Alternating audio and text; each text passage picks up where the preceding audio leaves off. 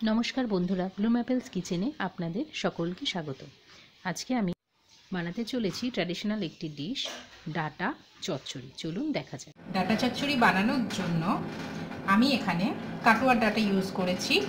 তো ডাটাগুলো আমি দুভাগ করে নিয়েছি, যেহেতু মোটা মোটা ছিল, তো যাতে তাড়াতাড়ি সিদ্ধ হয় সেই সুবিধার্থে আমি দুভাগ করে নিয়েছি। আপনারা চাইলে কিন্তু দুভাগ না করে গোটা গোটাও রাখতে পারেন। আর সাইজটা কিন্তু দেখুন এরকম হয়েছে, 3 করের থেকে একটু বেশি। কড়াইতে আমি সর্ষের তেল নিয়ে নিয়েছি। এখন এর মধ্যে আমি দিলাম 5 ফোড়ন আর শুকনো লঙ্কা। 5 ফোড়ন আর শুকনো লঙ্কা থেকে একটা সুন্দর গন্ধ বেরোচ্ছে। এখন আমি এর মধ্যে দিয়ে দেব পেঁয়াজ। আমি এখানে একটা বড় সাইজের পেঁয়াজ কুচো করে নিয়েছি।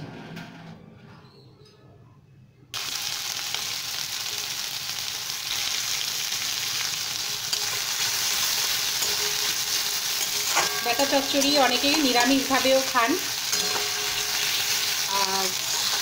বা কুমড়ো টুমড়ো দিয়েও খান। তো আমি এটা একটু ডিফারেন্টভাবেই বানাচ্ছি, অবশ্যই আপনারা ট্রাই করতে পারেন। বিভিন্ন রকমভাবেই এটা খাওয়া যায়, আমি এভাবে বানাচ্ছি। আপনারা অবশ্যই এটা ট্রাই করতে পারেন এবং এভাবে খেয়ে কেমন লাগলো অবশ্যই আমাকে কমেন্ট করে জানাবেন। এর মধ্যে এখন আমি দিয়ে দেব রসুন। আমি এখানে 4টে কোয়া রসুন থেতো করে নিয়েছি, সেটাই দিয়ে দিলাম।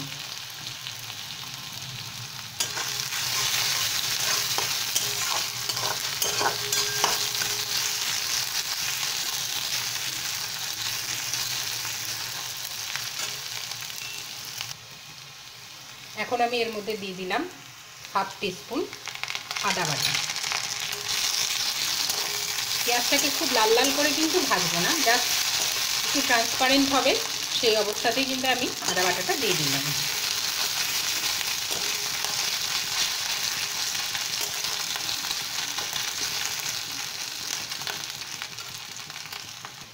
আর দিচ্ছি জিরে, 1/2 টিস্পুনেরও কম আমি জিরে পেস্ট দিচ্ছি।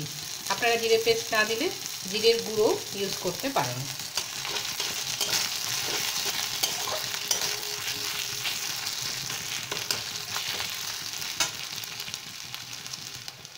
এবার এর মধ্যে আমি একটা ছোট সাইজের টমেটো সেটা দিয়ে দিলাম। দিয়ে এর মধ্যে আমি এখন দেব লবণ।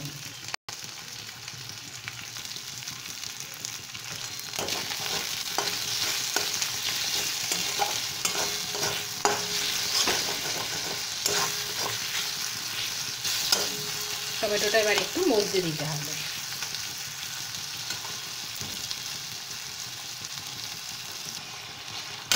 আমি এর মধ্যে খুব সামান্য একটু জল দিয়েছি, যাতে মশলাটা তলায় লেগে না যায়। টমেটোটাও অনেকটা কিন্তু মজে গেছে।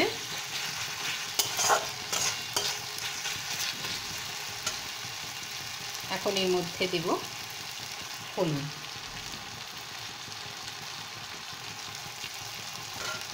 আর দেব লাল লঙ্কা গুঁড়ো।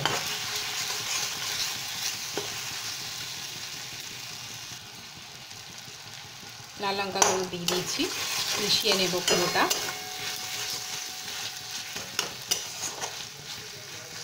মশলাটা কিন্তু কষানো হয়ে গেছে, চারিদিক দিয়ে তেলও ছেড়ে দিয়েছে। এখন আমি এর মধ্যে দিয়ে দেব ডাটাগুলো। ডাটাগুলো দিয়ে দিয়েছি। এবার মশলার সঙ্গে ডাটাটা ভালো করে মাখিয়ে নিচ্ছি। এই অবস্থায় আপনারা কিন্তু 2টো কাঁচা লঙ্কাও ছিঁড়ে এর মধ্যে দিয়ে দিতে পারেন। আমি আর দিচ্ছি না, যেহেতু আমি শস্যর মধ্যে 3খানা কাঁচা লঙ্কা বেটে নিয়েছি, তো ঝালটা নিজস্ব চয়েস অনুসারে তা আমি আর দিচ্ছি না, আপনারা চাইলে অবশ্যই দিতে পারেন।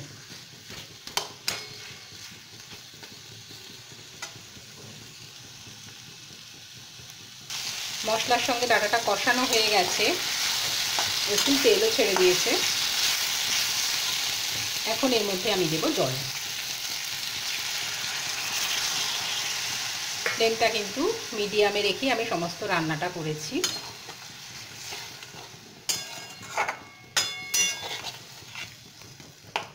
জলটা দেওয়ার পর আমি এখন এটাকে 5 মিনিট থেকে 7 মিনিটের মতো ঢেকে রাখবো এবং তারপরে দেখবো আমি যে ডাঁটাগুলো সিদ্ধ হয়েছে কিনা।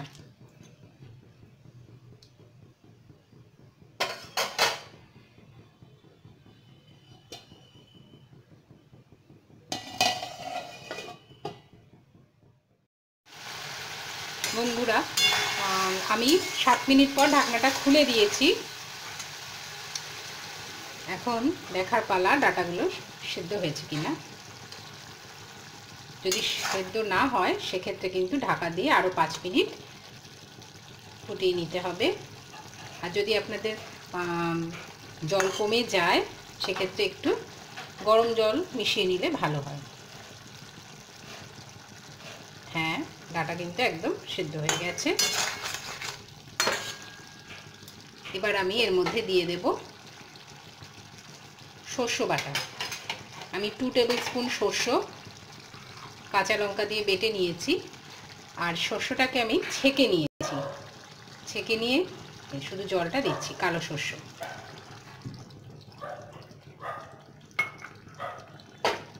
দিয়ে এবার ফ্লেমটাকে আমি হাই করে দেব।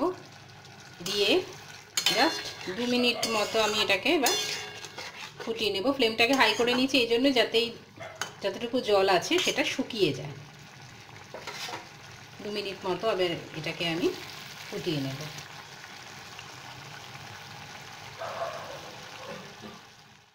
দেখুন বন্ধুরা, ডাঁটা চচ্চড়িটা কিন্তু একদম রেডি হয়ে গেছে, আর জলটাও টেনে গেছে, একদম মাখা মাখা হয়েছে। এবার আমি ফ্লেমটাকে অফ করে দিয়ে এটা সার্ভ করব। আরেকটা কথা, আপনারা চাইলে কিন্তু এই অবস্থায় এর উপর দিয়ে ধনেপাতা কুচিও দিতে পারেন, তা আমি দিলাম না, যেহেতু আমার এটা এভাবেই খেতে ভালো লাগে। রেডি হয়ে গেছে বন্ধুরা গরম গরম ডাঁটা চচ্চড়ি। গরম ভাতের সঙ্গে খেতে কিন্তু এটি খুবই ভালো লাগে। আপনাদের যদি ভিডিওটি ভালো লেগে থাকে তাহলে প্লিজ লাইক, শেয়ার ও কমেন্টস করবেন। নতুন বন্ধুরা চ্যানেলটিকে সাবস্ক্রাইব করবেন। পরবর্তী আরও নানান রকম ভিডিওস নিয়ে দেখা হবে। নমস্কার।